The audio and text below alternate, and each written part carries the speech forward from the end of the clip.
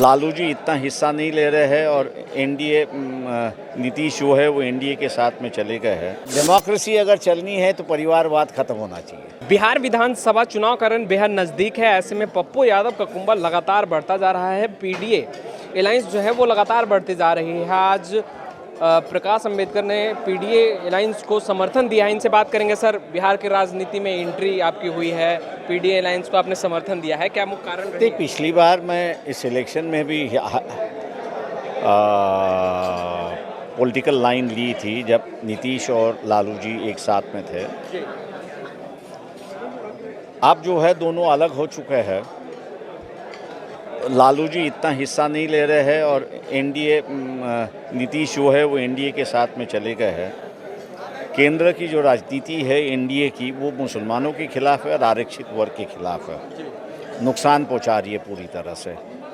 और हो सकता है कि 2022 में वो धमाका भी कर दे कि 100 साल आरएसएस को पूरे हो रहे। उन्होंने शपथ ली थी उस वक्त की हम आने के बाद जो है संविधान बदलेंगे, तो वो खतरा है।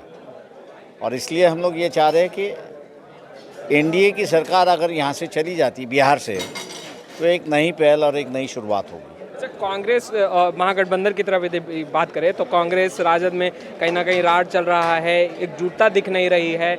और कहीं राजद की अगर हम बात करें, आरक्षण के मुद्दे पर राजद हमेशा से सक्रिय रही है, पर पप्पू यादव का समर्थन आप क्यों कर रहे हैं? देखिए, पप्पू यादव मैं और काफ़ी अच्छे हमारे संबंध रहे हैं।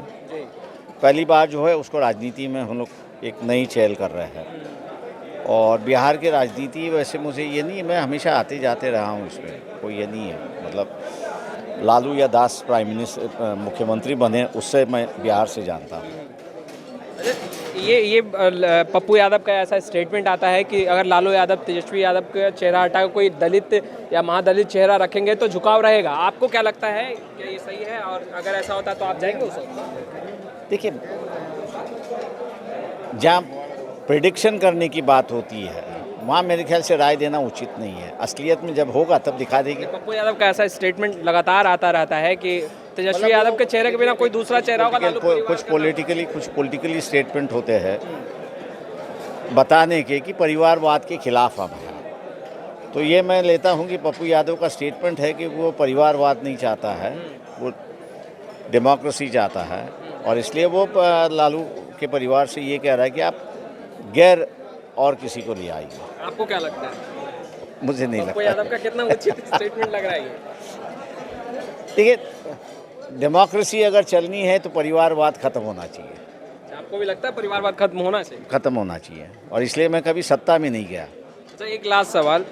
एनडीए और महागठबंधन दोनों ही की बात करें, मुद्दे की बात नहीं कर रहा है, एक दूसरे पे लालछन लगाने पे लगा हुआ है। ऐसे में आप लोग अलायंस में आए हैं, एक साथ आए हैं, किन मुद्दों को लेकर आप आगे बढ़े हैं, समर्थन दिया है? देखिए, हम लोग एक डेवलप स्टेट से राजनीति की शुरुआत करते हैं।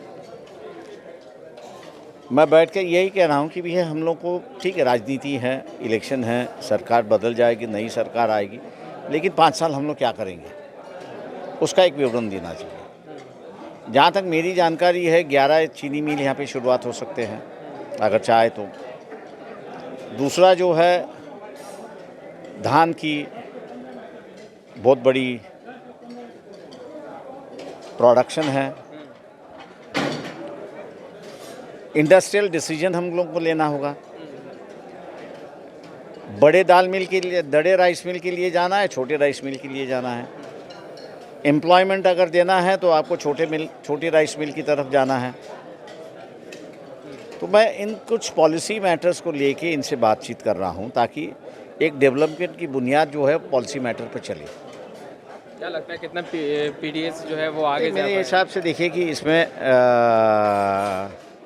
खाली होने की वजह से, मतलब खोखला होने की वजह से और कोई इंडस्ट्रियल पॉलिसी ना होने की वजह से मैं समझता हूँ कि Bihar can be on 2 issues a very rich state. ये पहली बार नहीं है क्योंकि उसका I was a member of the international heritage committee.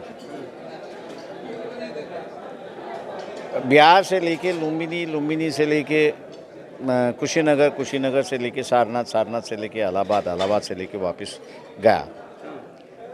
ये अगर तो सर्किट बन गया तो आप मान लीजिए कि there is lot of funds, इतने फंड्स आएंगे ये सर्किट रूट डेवलप करने के लिए, क्योंकि बाबरी मस्जिद जब गिरी तो there were only one community, one religious group that never left the country even during that time, and that was all Buddhists who came from the South Asian countries.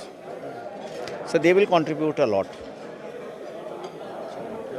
Bihar की राजनीति में कहीं ना कहीं पप्पू यादव काफ़ी सक्रिय हैं और लगातार जिस तरीके से progressive democratic alliance Pappu Yadav ने बनाया है वो लगातार वो कुंभा बढ़ता जा रहा है और कहीं ना कहीं बिहार की राजनीति में चुनाव से पहले एक बड़ा संकेत भी है। और कहीं ना कहीं पप्पू यादव जो है वो बिहार विधानसभा चुनाव में पूरी ताकत झोंक रहे हैं कि कहीं ना कहीं सत्ता पक्ष और विपक्ष को टक्कर दे सके। लाइव सिटीज़ के साथ बने रहे, हम तमाम लेटेस्ट तस्वीरें लगातार अपडेट करते रहेंगे। आपका बहुत बहुत शुक्रिया।